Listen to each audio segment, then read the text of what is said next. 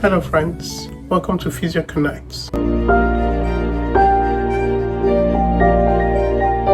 Today I want us to talk about how to write the supporting information for the NHS. So this is going to be an introductory video. I wouldn't go deep into it because I would like us to break it down gradually, one step at a time, covering several points. I usually have a mentorship class, where I discuss this at length. A 2-hour class where myself and my mentees, we go deep into some of the questions, the challenges, and the rules of writing supporting information in my own perspective anyway. But just because I've had to review some documents lately, and I've noticed that many of them are struggling with some basic problems, and we'll tackle some of them in this video. So the first thing I've noticed with a lot of people writing supporting information is the lack of being specific when it comes to specialities. So what I mean basically is, you'd see a supporting information where someone is talking about their roles as an orthopedic physiotherapist and they're writing about their MSK skills as well. Or where someone's applying for a neuro role, and while writing the supporting information for the neuro, you would expect that most of the experiences that they've had would be focused or tailored towards neuro, but then you see them talking about pediatrics,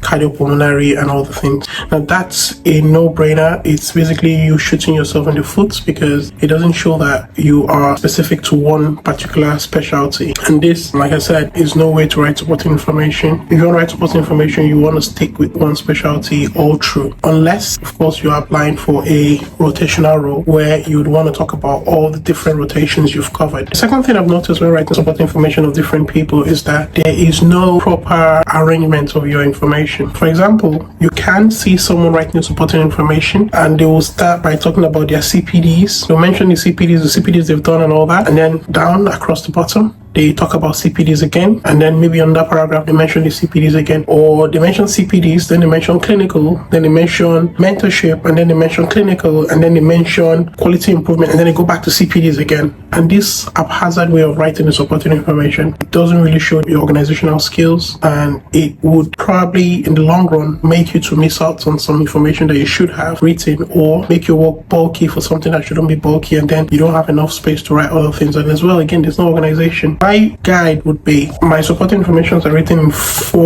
or 5 paragraphs, depending of course on what the job description or person specification requires.